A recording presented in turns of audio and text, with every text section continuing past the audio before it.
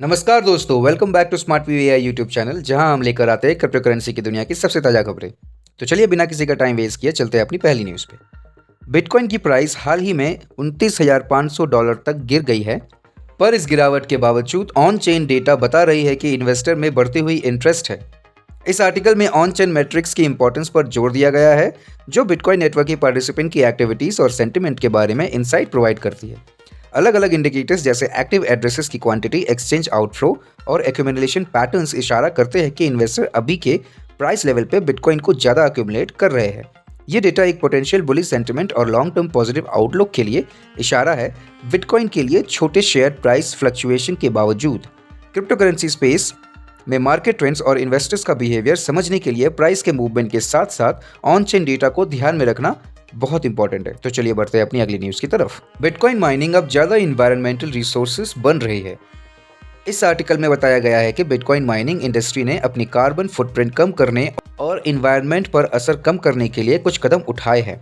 उनमें से एक है रिन्यूएबल एनर्जी सोर्सेज जैसे कि सोलर और हाइड्रो इलेक्ट्रिक पावर को माइनिंग ऑपरेशन को चलाने के लिए इस्तेमाल करना।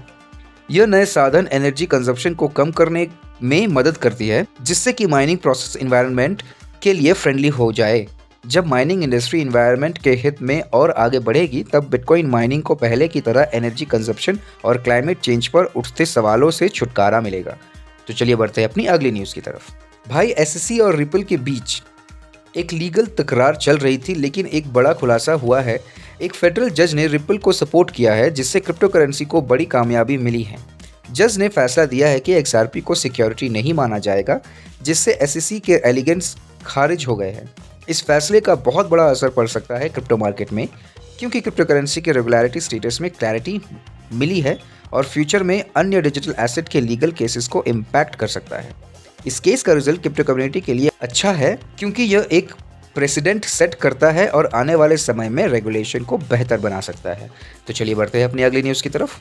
टोकनाइजिंग music royalty with NFTs, Taylor Swift 3LAU Nas The Weeknd का आर्टिकल है, जो म्यूजिक इंडस्ट्री में आर्टिस्ट के NFTs का उपयोग करके म्यूजिक रॉयल्टीज को टोकनाइज्ड करने के ट्रेंड को समझाता है। NFTs का म्यूजिक दुनिया में इस्तेमाल तेजी से बढ़ रहा है, जहां मेन आर्टिस्ट जैसे टेलर स्विफ्ट, 3LAU, नास और द वीकेंड इसे नए टेक्नोलॉजी को अपनाने में स्पेशल इंटरेस्ट दिखा रहे हैं।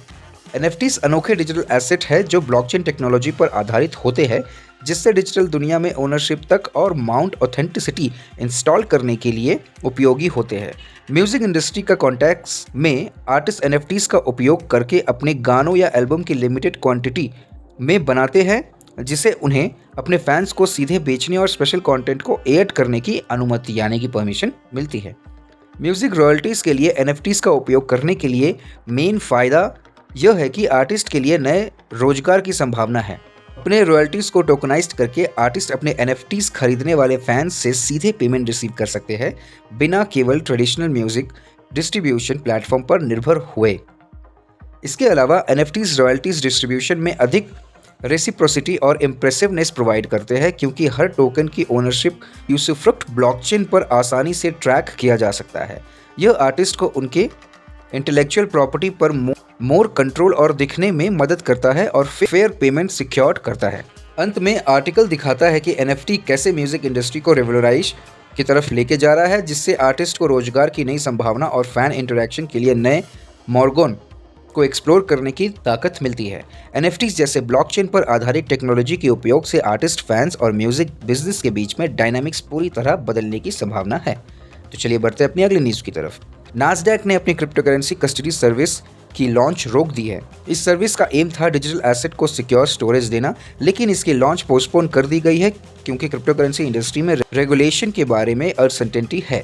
नास्डैक को रेगुलेटरी इन्वायरमेंट के चैलेंजेस को देखकर अपने प्लान्स को दोबारा इवैल्यूएट करना पड़ा है। इस डिसीजन से नास्डैक का क्रिप्टो मार्केट में कदम रखने का इरादा थोड़ा रुका है, और यह दिखाता है कि रेगुलेटरी इन्वायरमेंट के कारण ऐसा फाइनेंशियल सर्विसेज के लिए मुश्किल हो जाती है। तो चलिए बढ़ते हैं अपनी आखिरी न्यूज़ की तरफ। लाइट कॉइन का हार्विंग हर 4 सालों में होता है, जिसमें माइनर्स को 50% कम रिवॉर्ड मिलता है और नए LTC का सप्लाई भी कम हो जाता है। हार्विंग का यह प्रोसेस इन्फ्लेशन को कंट्रोल करने में हेल्प करता है। उन्होंने बताया है कि पिछले हार्विंग इवेंट में लाइट कॉइन की प्राइस बहुत तेज़ी से बढ़ा था, लेकिन इस बार हार्विंग के असर LTC के प्राइस पर पहले जैसा ज़्यादा नहीं पड़ा।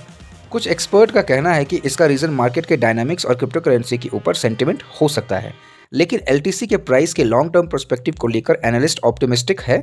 उनका मानना है कि जब लाइटकॉइन और भी ज़्यादा पॉपुलर होगा और overall crypto currency market mature होगी तो LTC का प्राइस ऊपर की तरफ भागेगा। तो आज के लिए इतना ही दोस्तों। अगर आपको ये वीडियो पसंद आई तो लाइक शेयर सब्सक्राइब जरूर करें। हमारे टेलीग्राम चैनल का लिंक डिस्क्रिप्शन में है, उस पर क्लिक करके हमारे टेलीग्राम चैनल को ज्वाइन करें। मिलते हैं अगली वीडियो में, तब तक के लिए happy trading and happy investing.